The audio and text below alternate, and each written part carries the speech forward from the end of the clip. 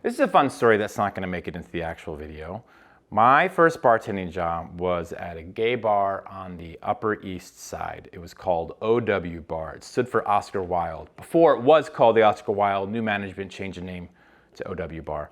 And I started off as a co-check boy, and then they finally promoted me to the Sunday bartender. And that Sunday shift was a solo shift from 2 p.m. to 4 a.m. or something like that. I was 22, I gave no fucks. When I was training to bartend, all the other bartenders told me to get the Mr. Boston cocktail book.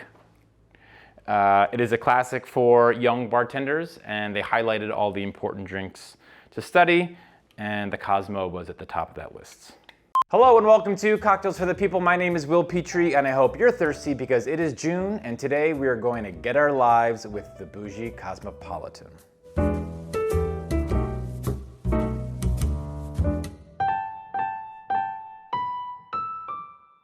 There are many arguments over the Cosmo, who invented it, from what other cocktail it was riffed off of, and honestly, I don't even want to wade into those waters. But here's what we know.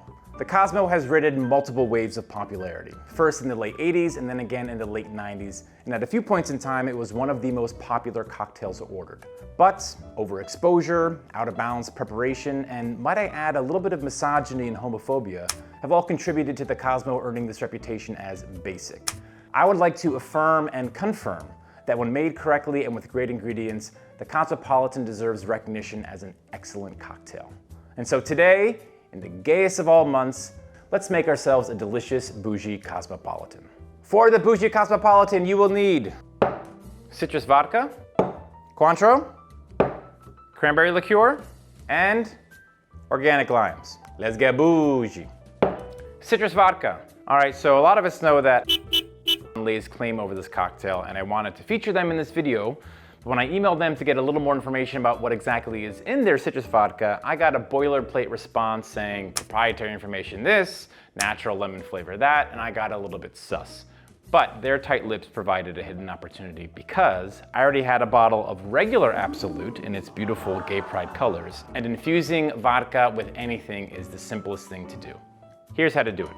Yes, queen. You peel 2 large lemons, ideally organic, and take care not to get any of the white pith, as that will add bitterness. Put the peels in a clean container, pour in a bottle of vodka, tightly seal, and store in a cool, dark place. Give it a taste after a few days to see how lemony it is, how lemony you want it to be. I infused this vodka for about 10 days before straining out the peels. And if you are like me, a little skeptical of companies that slap on a rainbow during the summer months to earn queer bucks, I totally get it, but Absolute talks the talk and they walk the walk. They have confirmed multi-year relationships with major LGBTQ organizations, over 25 years with GLAAD, many years with the HRC, in addition to the Trevor Project and Equality California. Cointreau. There are some amazing triple sec out there, but Cointreau is a standard bearer, and for a very good reason. It is delicious. The base is fermented and distilled sugar beet juice, and it is macerated with both sweet and bitter oranges. You could also use a brandy-based orange liqueur like Grand Marnier if you want to take your bouginess to the max. Cranberry liqueur. Let's up the ante a little bit. Cranberry juice cocktail is a well understood component of the regular Cosmo, but we're making ourselves a bougie Cosmo, you know what I mean? They are not paying me to say this, but this cranberry liqueur from Clear Creek is chef's kiss fingers. It is not too sweet, it's not overly cloying, just the right amount of tartness and bitterness. It may seem like a bottle that you will never use, but honestly, it's great for sipping on its own or even over a little bit of ice cream. And organic limes. If you don't have access to organic produce, that's totally fine. Just make sure to give it a good scrub under cold water before using.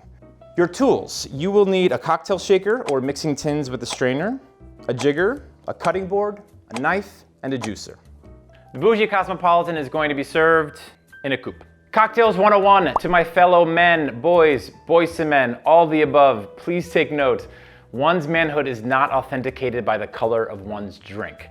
Nothing is more attractive than confidence. My advice, get pink and thank me later. You at home may have a metal mixing tin. I'm gonna use a standard pint glass just so you can see what it is I'm doing. With your jigger, measure out 3/4 of an ounce of lime juice, 1/2 ounce of cranberry liqueur, 3/4 of an ounce of Cointreau, and 1.5 ounces of citrus vodka. Fill your shaker or glass with ice, cover it up, and shake.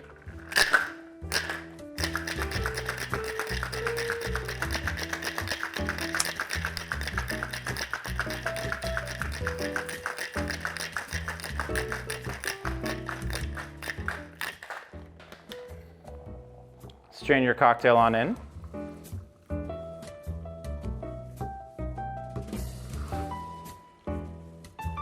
Look at that color.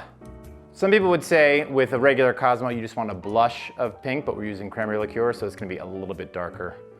Do not be afraid. And garnish with a fabulous lime wheel. Make sure that it's fabulous. It is June, after all. And there you have it, the Bougie Cosmopolitan. Oh, I'm so excited.